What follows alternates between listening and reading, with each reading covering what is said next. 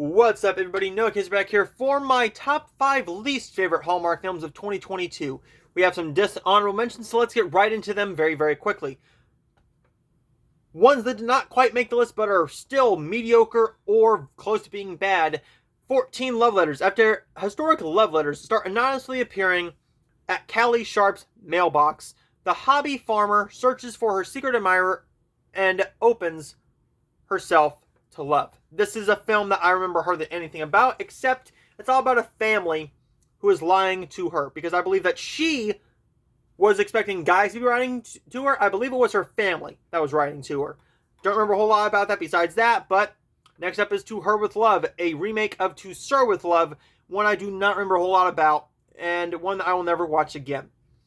Mariah's Lighthouse is a disappointing film from Luke McFarlane. This should have had better chemistry between our two stars, but a more interesting story, and it did not. The script was very mediocre, and overall, just a mediocre Hallmark film.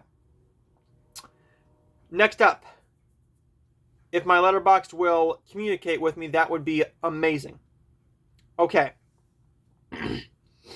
So next up is a film that I wish would have been better, but it just didn't work for me. It's the mystery film Color Murder with Julie Gonzalo. I should have liked this one more. I liked the trailer. I just didn't care about the murder mystery. I didn't like the script. I didn't like the way that it was being told. I just didn't care about this film whatsoever. Thus, it got 2.5 out of 5. Still not an awful film, but really not a good one either. Next up is my top 5 least favorite Hallmark films of 2022. At number 5, we have Perfect Harmony. This is a film that gave me nothing but, okay, is it over yet? A pop singer and professor must put aside their differences when their best friends decide to get married. However, working together as best man and maid of honor soon leads to a duet of a lifetime. There was no chemistry between our two stars here. There was no chemistry whatsoever between these two stars. I wish there was. James Denton and Sherry Sham should have had more. I'm sorry. This is a film that did not impress me whatsoever. One that I will not remember until it comes on TV. A Big Fat Family Christmas. I went into this in my Christmas list.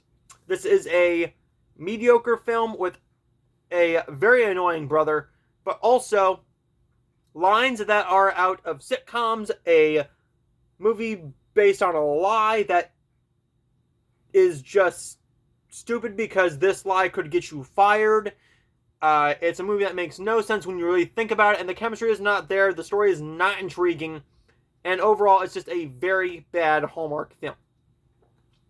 Is it worst of the year? No, there are 3 worse than it, and those 3 are, number 3, A Second Chance at Love. This film had no chemistry as well as a bad script, but one that I can see people enjoying, but it just felt a little too messy for my liking. One that should have been better, but it just disappointed me. Next up, at number 2, is Don't Forget I Love You. This film enraged me because the chemistry was not there and the script was probably the worst of the entire year. This is a film that should have been more, but this is one that I really did not like. It has to do with this time capsule, and it's a movie that should have been better about coming out and stepping out of your comfort zone and gaining new experiences. So coming out of what you're used to, but also going out of your comfort zone. It does that, but the chemistry between our two romantic leads is not there.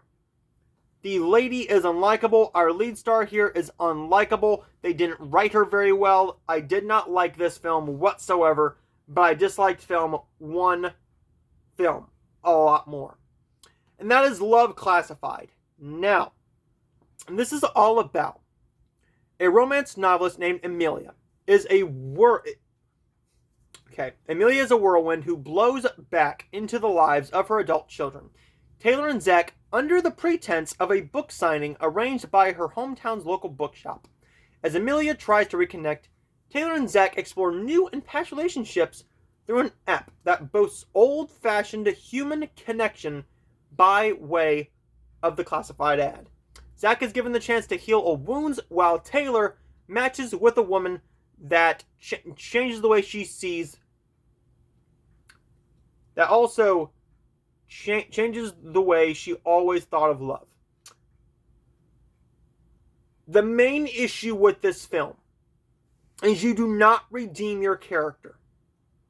Amelia Bloom, played by Melora Harding, is so unlikable that she doesn't support her kids' dreams. She's just rude, she's unlikable, and she doesn't do anything to redeem herself. This script does nothing to redeem her whatsoever. And they don't even try. And when they do try, it is the minimal. It's minimal. This film is bad. It's the worst Hallmark film I have ever seen. And I will not watch this film again. But will I have to buy this on DVD? Potentially, because it comes with Just One Kiss, one of my favorite films of 2022. This did not do very well in the ratings either. This did a abysmal, and I mean an abysmal, rating of 1.26. Not the lowest rating of the entire year, but one of them. I believe this is the third lowest rating that Hallmark Channel has gotten this year. The only ones lower than it was, no, the fourth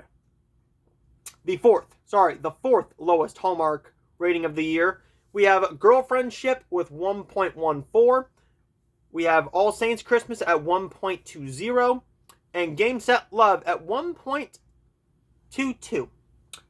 Not a great rating. The trailer did nothing for you. It didn't tell you what this movie was even about. It was basically just, hey, watch it, it's Hallmark. And we have a big star, Melora Harding, who we don't redeem, but you won't know that until you watch the movie. A bad film, and definitely the worst film that Hallmark has put out, I think, ever. Love Classified rounds up the top 5, and I will see all of you guys next time.